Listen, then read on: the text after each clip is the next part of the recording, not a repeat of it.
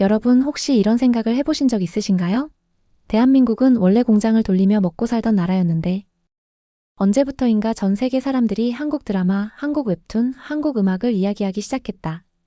예전엔 부산항에서 출항하는 자동차, 인천공항 화물선에 실린 조선 부품이 한국 수출의 상징이었다면 지금은 넷플릭스, 디즈니, 애플 TV, 아마존 프라임 같은 글로벌 스트리밍 플랫폼에서 새로운 한국 콘텐츠가 공개됐다는 사실이 전 세계 실시간 트렌드에 오른다는 것 자체가 이제 하나의 국가 경제 현상으로 취급되고 있습니다.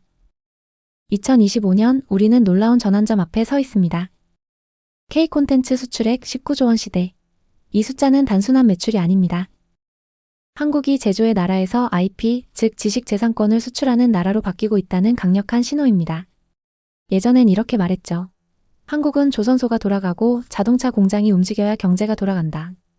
그런데 지금은 이렇게 말할 수 있습니다. 한국은 드라마 하나로, 웹툰 한 장으로, 음악 한 곡으로 세계의 시간을 점령하고 있다. CNN은 이렇게 표현했습니다. 한국 드라마는 단순한 오락이 아니라 전 세계 시간을 통제하는 새로운 방식이다. 여러분 생각해 보십시오. 과거에는 한국이 물건을 만들면 그것을 선적해서 해외로 보내야 했습니다. 하지만 지금의 콘텐츠는 제작 버튼이 눌리는 순간 미국, 브라질, 사우디, 프랑스, 일본, 호주 모든 나라에서 동시에 재생됩니다. 이게 바로 물류를 건너뛰는 수출, IP 수출의 시대입니다. 이 영상에서 저는 단순히 한류가 인기다라는 이야기를 하지 않겠습니다. 우리는 K 콘텐츠 수출 19조 원이라는 숫자 뒤에 숨겨진 진짜 구조, 즉 왜 한국은 콘텐츠를 만들면 이렇게 돈이 되는가를 이야기해 볼 것입니다. 그리고 나아가 왜 넷플릭스, 디즈니, 애플 TV가 전 세계 어느 나라보다 먼저 한국으로 달려왔는지, 왜 일본은 위기가 왔다고 선언했고 왜 중국은 금지에서 영구로 전략을 바꾸었는지, 왜 미국은 한국식 스토리텔링 포맷을 공식 문서로 분류했는지, 그 숨겨진 맥락까지 연결해 보려 합니다. 10년 전만 해도 우리는 믿기 어려운 장면을 보고 있습니다. 브라질 10대가 한국 웹툰을 보고 자라며 한국어를 독학하고, 사우디의 대학생이 오징어 게임 대사를 외우고 프랑스 파리 시민이 편의점에서 김치를 사 먹으며 일본 20대가 한국 웹소설을 번역해 틱톡에 공유하는 시대. 이 질문이 자연스럽게 따라옵니다. 왜 하필 한국인가? 중국도 자본이 있고 일본도 만화 강국이라 불렸으며 미국은 할리우드라는 괴물이 있습니다. 그런데 왜 지금 이 순간 전 세계가 집중하는 콘텐츠 공급국이 한국일까요? 이제 그 이유를 이야기해 보겠습니다. 한국은 오랫동안 공장에서 살아가는 나라였습니다. 철강이 움직여야 수출이 되고 조선소에 크레인이 돌아가야 돈이 들어왔습니다. 아버지 세대의 산업 현장은 늘 똑같았습니다. 기름 냄새, 용접 불꽃, 굉음을 내는 기계들. 그것이 대한민국 경제의 상징이었기 때문입니다. 그러나 지금 대한민국은 전혀 다른 방식으로 돈을 벌고 있습니다. 굉음도 기름 냄새도 강철도 없습니다. 대신 한 장의 원고, 한 줄의 대사, 한 편의 세계관이 있습니다.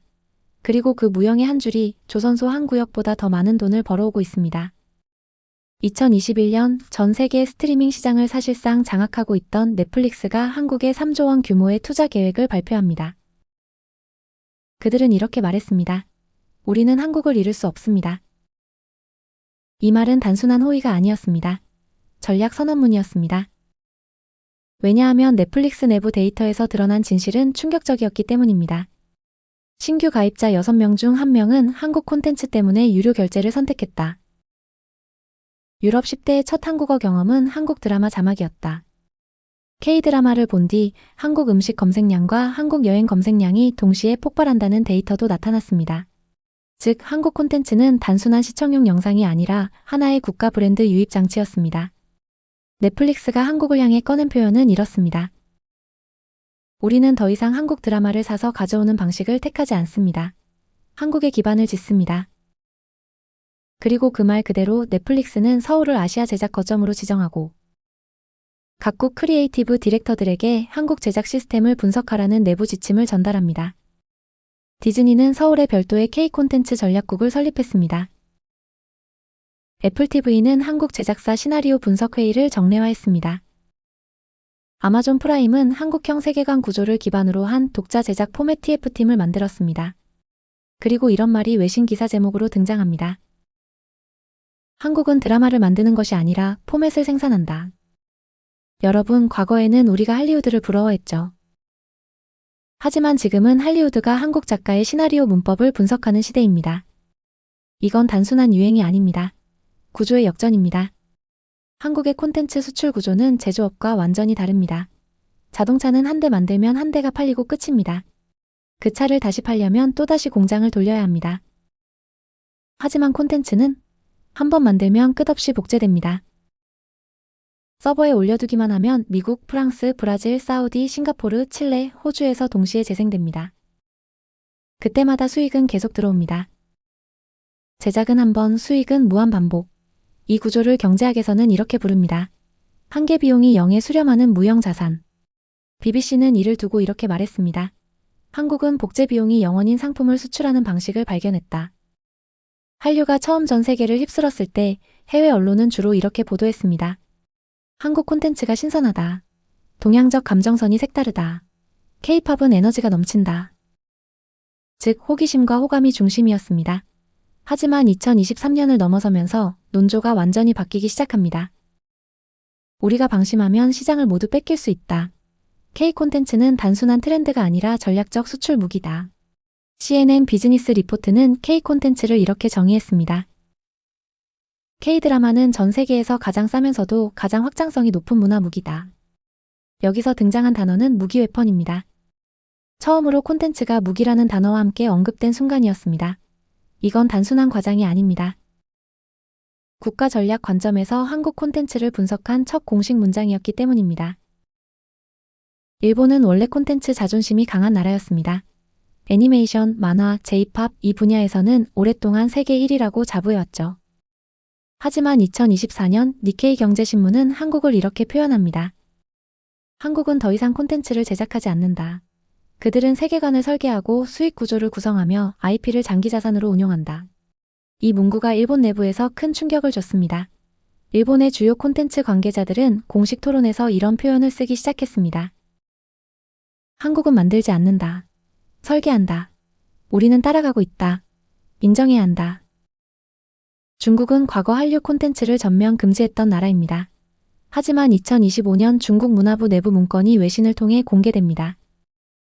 그 문건의 제목은 충격적입니다. K-콘텐츠 대응 포맷 연구소 설립 계획. 그들은 금지 차단 정책을 유지한 채 한국 콘텐츠 포맷을 해부하고 스토리 구조를 분해하며 감정 곡선을 분석하는 전담 조직을 만들겠다고 선언했습니다. 즉 이제는 막는 것이 아니라 배워서 카피하려는 전략으로 선회한 것입니다. 미국 할리우드 제작사 내부 회의 자료가 일부 공개되면서 그 안에 특정 문장이 등장합니다. 한국식 스토리텔링 패턴 분석 및 식별이 필요함. 그들은 한국 감독과 작가들이 감정을 끌어올리는 타이밍, 엔딩을 설계하는 방식, 캐릭터 갈등이 폭발하는 지점을 패턴화해서 문서로 수집하고 있었습니다. 이 순간 흐름은 완전히 바뀌었습니다. 한국 콘텐츠가 잘 만든다 해서 한국 콘텐츠 방식을 이해하지 못하면 시장에서 밀린다로. 시간이 되신다면 구독, 좋아요 부탁드려요. 영상 제작에 큰 도움이 됩니다.